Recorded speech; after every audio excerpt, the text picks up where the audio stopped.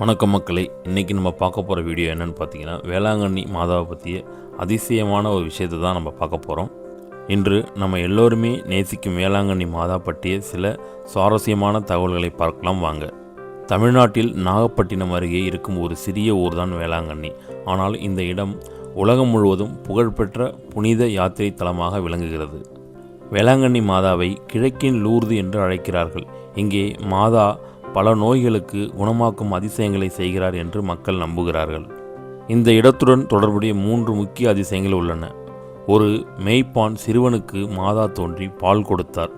ஒரு ஊனமற்ற சிறுவனை குணப்படுத்தினார். கடலில் புயலில் சிக்கிய போர்ச்சுகீசிய மாலுமிகளை காப்பாற்றினார்.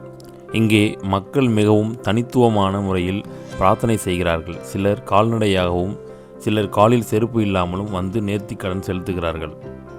ஒவ்வொரு ஆண்டும் செப்டம்பர் மாதத்தில் நடைபெறும் திருவிழா 10 நாட்கள் நடைபெறும். உலகம் முழுவதும் இருந்து லட்சக்கணக்கான மக்கள் வருகிறார்கள். இந்த ஆலயம் வெள்ளை நிற கோத்திக் கட்டிட வடிவில் அழகாக கட்டப்பட்டுள்ளது. பார்க்க மிகவும் அமைதியும் தெய்வீக உணர்வும் தருகிறது. வேளாங்கண்ணி மாதா நமக்கு நம்பிக்கை, அன்பு, நல்வாழ்வு ஆகியவற்றை கற்றுத்தருகிறார். அதிசயங்களில் நம்பிக்கை இருந்தால் வாழ்க்கையில் ஒரு முறை கண்டிப்பாக வேளாங்கண்ணிக்கு செல்ல வேண்டும்.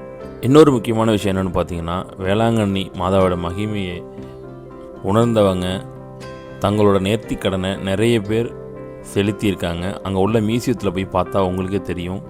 கண்டிப்பாக வேளாங்கண்ணி போனீங்கன்னா அந்த மியூசியத்தை யாரும் மிஸ் பண்ணிடாதீங்க. குறிப்பாக மாதா அம்மா அவங்க நோயை குணப்படுத்துவதில் வல்லமை பெற்றவங்களாக இருக்காங்க. அது மட்டும் இல்லாமல் கடன் பிரச்சனை, குழந்தை இல்லாத பிரச்சனை அனைத்துக்குமே அம்மாகிட்ட வழிபட்டிங்கன்னா கண்டிப்பாக ஒரு அற்புதம் நடக்கும். இன்னொரு முக்கியமான விஷயம் என்னென்னு பார்த்தீங்கன்னா, எந்த நேரத்துலையுமே கூட்டம் அதிகமாக இருக்கிற ஒரே இடம் நம்ம வேளாங்கண்ணி தான்.